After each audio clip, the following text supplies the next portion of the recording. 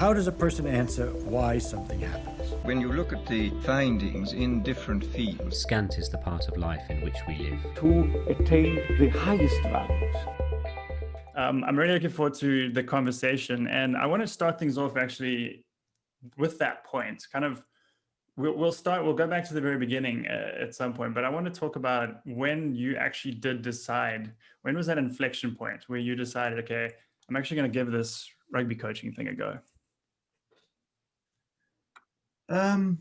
Yeah, and the funny thing is, I don't know if I ever had that. I think I probably you get a lot of young. First of all, sorry, one thing I should say is that I feel very self-conscious doing these sort of things. I've done another one recently, and it was also for a friend of ours. And generally, I like to say no to them. And the reason being is, State of Origin was on last night, which is a big rugby game between New South Wales and Queensland. And Wayne Bennett was the winning coach of the Queensland team, and they won the series. I don't think you're going to ever find a podcast with Wayne Bennett on it, and he's probably he probably is the most successful rugby league coach of all time. Because I think there's something sort of like a bit disingenuous about talking about yourself as if you've got it all sort of figured out, and I think a lot of what's happened on my journey, and I'm sure most people's journeys, is just a lot of luck. A lot of good people helped you, all of those sort of things, and you get yourself in a situation where you're under pressure because you don't really know what to do. You're trying to figure it out. You make a lot of mistakes, get a little bit better at that, but then some new pressure comes along, and it's just a continuous cycle like that. And sometimes people can get the impression, listening to so-called expert or whatever on a podcast or wherever at conferences, that geez, everything in their environment's absolute smooth sailing, and this guy's a genius, and geez, I'm definitely not that. So yeah, I mean, that's probably just why I'm reluctant to sort of talk about it too much, because it comes across as arrogant, probably is the best way to describe it. And I just don't think that that anybody has all the answers, Yeah, I'm really glad you brought that up, and maybe the expert is a bit of a misnomer in that intro, and it's we talked about this a bit before, but there's a documentary out now, which if anybody listening or watching hasn't seen, is called Chasing the Sun, about the victorious Springbok rugby team of last year in the World Cup. And the head coach there, which I know is a character, or is a figure in your journey, and we'll talk about it a little bit later on.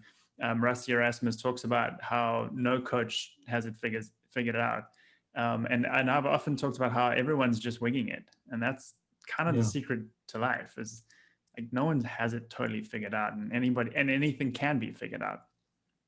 Yeah, I was having this chat with my wife this morning. We were talking about domestic violence, and we were talking about suicide for some reason, and some of the shocking numbers around some of that stuff.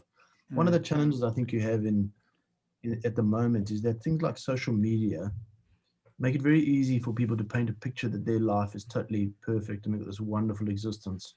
And I think that everybody who's going through struggle in life, and everybody goes through struggle, sees that, and it just exacerbates the problem. And I think it's making the world a genuinely unhappy place. Which is why you don't find me on social media anymore. But I think probably to the just figuring it out point. One of the way I sort of got my break into coaching full time is we ran that little website, and that sort of helped me get another job. I ended up working for a publisher, and one of the titles we had was Sports Illustrated. And Jake White, who was the World Cup winning coach, came into the offices for an interview with Sports Illustrated. And I just happened to go to make myself a cup of tea or whatever at the time, and he was just walking down the corridor, and I sort of knew him, probably to say hello, but didn't really know the guy. And we just started chatting, and we ended up in a boardroom, drawing out things about rugby and game plans and different things. And a few months later, he got the job at the Brumbies here in Australia and invited me to come onto his coaching staff. And so it was just an absolute chance moment. I think one of the things that when I think about it, the thing was at the time Jake wasn't employed. He didn't have a job. So I wasn't talking to Jake to try to get a job.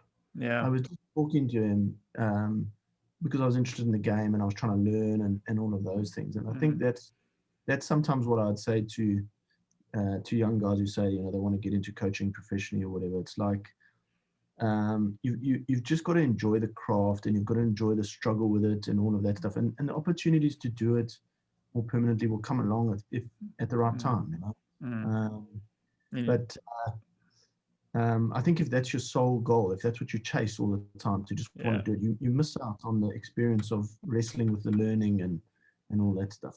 Yeah, I love that. And we talked about this on the first episode of this show as well, enjoying the process and not focusing so much on the outcomes. Those outcomes do come. Yeah, and it's quite a hard thing to always do, right? Like especially when in any environment you start getting under pressure for results, or people from the outside start writing nonsense about you in the media and all that stuff. And definitely I don't get it all right. In fact, I've probably in my career I've got it really wrong a couple of times, and then I've had to try to self-correct a bit. Yeah.